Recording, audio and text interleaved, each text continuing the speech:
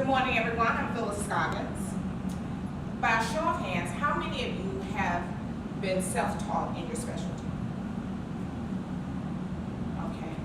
And how many of you had professional training other than Ali? I know she has. That have, actually went to school or took some classes in your specialty. Good. Okay. I can relate to both of you because I started off as a self-taught graphic designer, and then I decided to go to school and get my degree in graphic design. I learned three things going to school and get professional training. One, that what I was doing was already correct and on spot, so I was like reassuring. Two, I learned some technical terms for what I was doing. And three, I gained some valuable information. So now, with that being said, how many of you are always interested in improving your knowledge, gaining more, just getting a heads up, keeping up with the trends of your specialties? Very good. We're going to talk about page layout, and there are three things that can improve your page layout and give you a professional look. Grids, typeface, eliminating rivers, widows, and orphans. And grids is a breakdown of units. And what it does, it works behind the scene. It's on background on your page layout, and it allows you control of your page, but it gives you flexible control. So you can use placard images and placard text to fill out that layout, and it give you what I would say a sneak peek of the final look and the image that what you're going for. So you can take that image, you can decide whether you want to use it over 2 columns, 3 columns, whether you want to put it in between 2 columns and let your text surround it, whether you want to use your image as a caption. However you want to lay out that page, that grid gives you the flexibility to do that.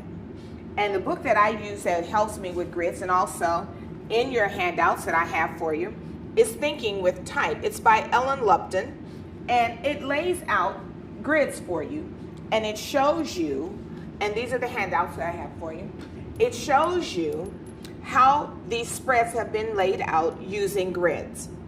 So now you've got your grid laid out. The next thing you want to do is select a typeface.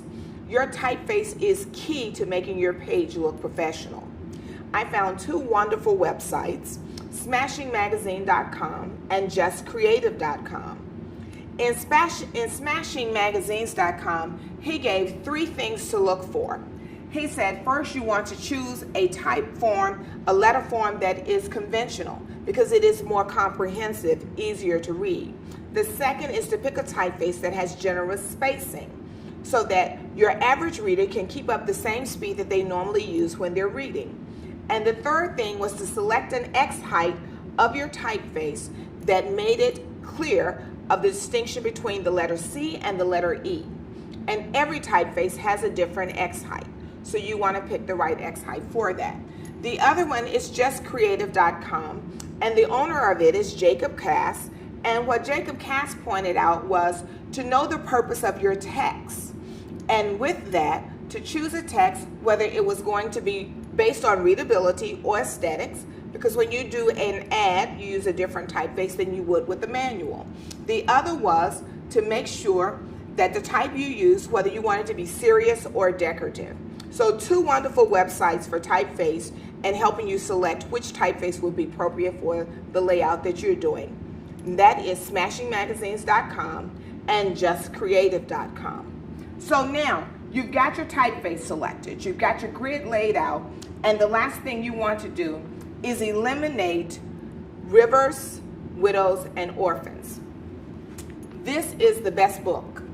It is The Mac is Not a Typewriter. It's by Robin Williams, not the actor, but the author.